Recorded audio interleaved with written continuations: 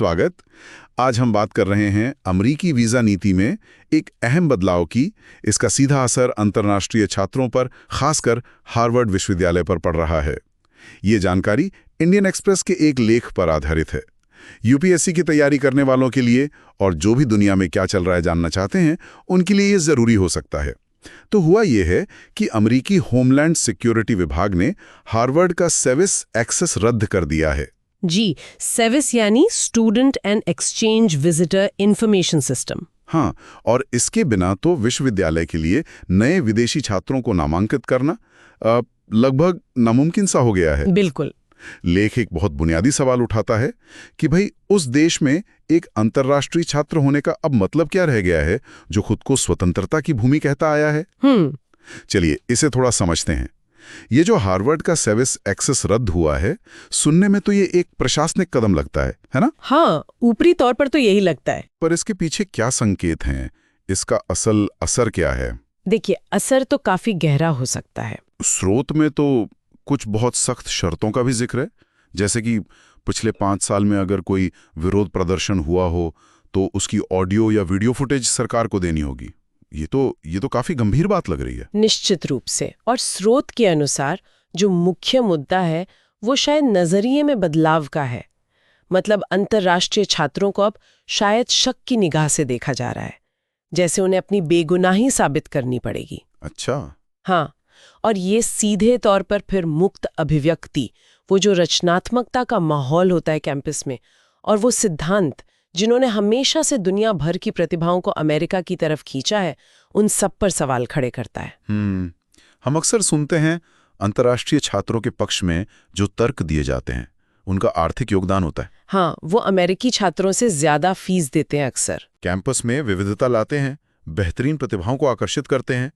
कई नोबेल विजेता भी तो अप्रवासी पृष्ठभूमि से रहे हैं। बिल्कुल। लेकिन क्या स्रोत ये कह रहा है कि ये जो कदम उठाया गया है ये शायद इन आर्थिक या रणनीतिक तर्कों पर आधारित है ही नहीं? जी हाँ, लेख का इशारा कुछ इसी तरफ है। ऐसा लगता है कि ये कार्यवाहियां ज्यादा राजनीतिक रूप से प्रेरित है।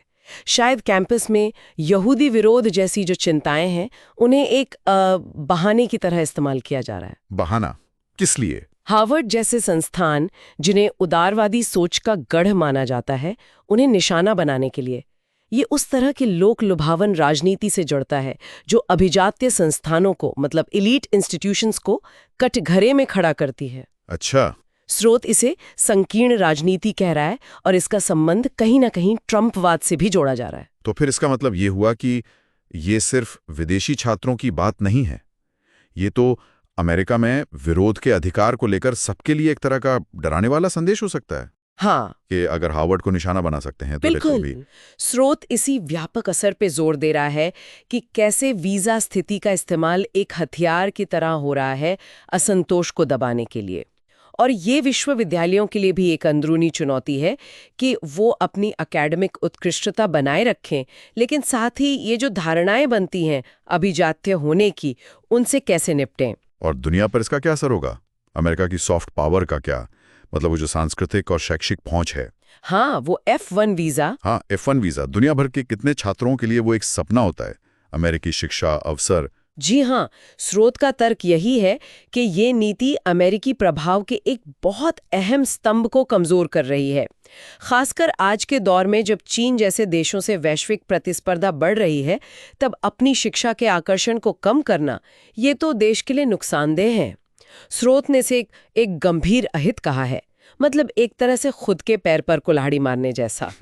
अब हार्वर्ड तो इस मामले को अदालत में लेके जा रहा है, लेकिन जो बड़े सवाल हैं वो तो बने ही हुए हैं। तो फिर यूपीएससी उम्मीदवारों के लिए और जो भी वैश्विक मामलों पर नजर रखते हैं उनके लिए इसका निचोड़ क्या निकलता है?